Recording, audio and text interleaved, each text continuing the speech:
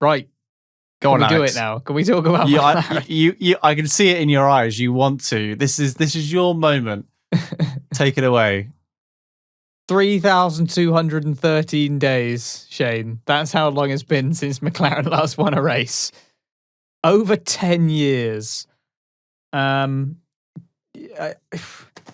mentioned in the Dutch post-race Grand Prix, post-race podcast, that we hadn't had a 1-2 this year. And the last time it took so long, it was in 2012. I think it was Red Bull back then. And here we are at the next race with a McLaren 1-2. I never would have expected this, even knowing how favourable Monza would have been, or was likely to be for the MCL 35M. After all the Honda years and all the seasons of like slowly clawing their way back, and problems with engines, problem with reliability, problem with chassis, or just this year is going to be our year. We've done it now. We've got the right people. We've got the right people in the right places, and just still being really mediocre. And then you got Fernando Alonso is coming back to McLaren, brilliant. Oh, and then being really mediocre again. It's just such a relief to see McLaren go from GP2 engine to being strong at power tracks. Like, it's just such a relief to go from that to the other, to see a McLaren capable of what was technically not quite, but basically almost a lights to flag victory for Ricciardo.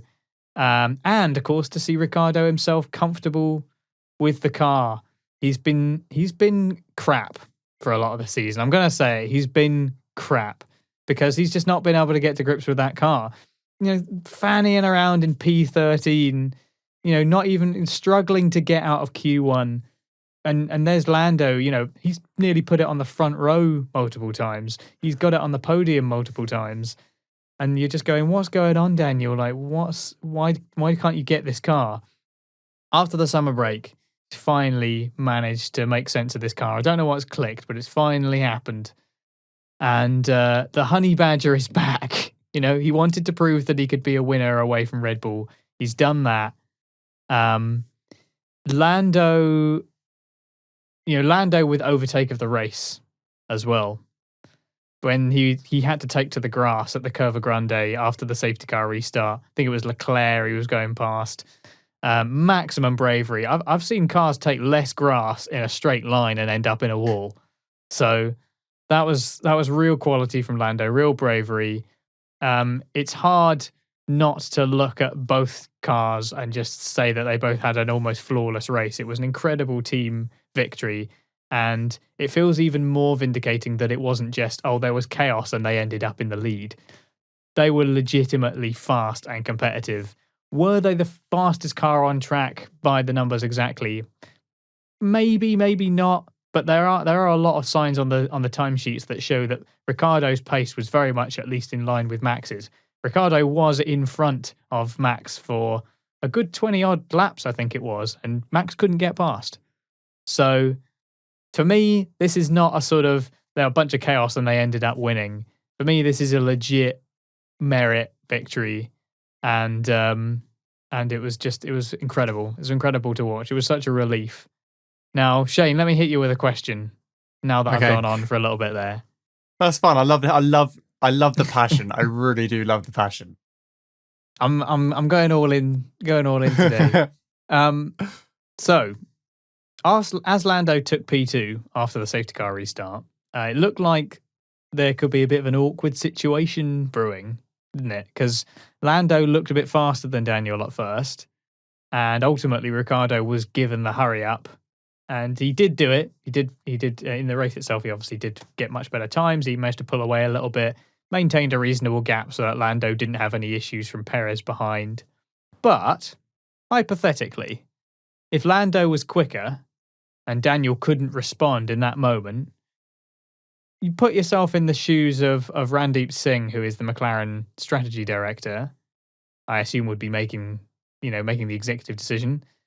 Do you ask Daniel to step aside, tell Lando to hold position, or maybe even let them race? Like, what do you do in that scenario? You've got McLaren 1-2, and Lando's possibly a bit faster, possibly facing issues from Perez behind. How do you respond in strategy? I think you hold them. I think at present time, you have a P1, you have a P2. Yeah, Perez was, Perez was behind him. If Perez was closing up, would I switch them? No, I don't think I would, because if you're going to have a faster driver, I'd want him defending from the car behind him. I wouldn't want Lando to overtake and leave Daniel to drop down into P3 or P4 potentially. If Lando's got the straight line speed and can get a fantastic exit out of the parabolica, then why would I sacrifice that? Why, if Lando could keep the DRS out, keep Perez out of the DRS range, I think I would keep him in P2. As much as that hurts me to say, and I would love both of those drivers to go racing. And at one point during the race, I thought, Lando might actually have a go. Lando might try it on Daniel, but I think the outcome which happened was the best possible outcome for that race. And I think if you tried to switch the drivers at any point, it would have just disrupted it. It's a tough call, that one, isn't it? Because you could also look at it and that just having the potential swap over could cause problems. Yeah. And either driver could end up losing out to Perez if they ended up as the one behind. And I think it's key to remember that Daniel Ricciardo was in clean air and was maintaining a set pace. And Norris did seem a little bit faster, but he was also in dirty air. So I think Norris on track, on like over a qualifying lap or in free air, would have been faster than Ricciardo. But that's not surprising given Norris's pace this year. But I still stand by it. I wouldn't want to hang Ricciardo out to dry in P2 when he might have struggled to follow Norris. At the time, it was working. They were both creeping further and further in front of the field, like a tenth or two a lap. They were pulling away from the drivers behind them. Just keep the consistency. Let's not try any shenanigans. And what they did was perfect. It was just a perfect day from McLaren. And I think that they responded very well after the race as well, and that obviously they celebrated and enjoyed it. And, everyone had a good party and everything. But the message from the big cheeses, McLaren, Zach Brown, Andrea Seidel, and various, they made it clear that they weren't going to get carried away, which I think is absolutely the right thing. Like, don't get ahead of yourself, because it is a fantastic race and it is on merit and all the rest of it. But they're not about to start challenging for the championship. I don't expect that. There's still a long ways to go yet, but it is vindication for the decisions that they've made recently. It is a sign of what a strong team it is now, and that if anything, it's the fact that they've focused less on trying to make it seem like that we're going back to where we belong to be, like where they used, when they used to start going on about now we've got all the right people in the right place, and we're going to, the sense that they keep trying to just return to glory. Yeah. And it's almost like they're trying too hard to big themselves up. Whereas now I think they've got the sense that actually it's better to be a little bit sort of quietly confident and, humble. Yeah.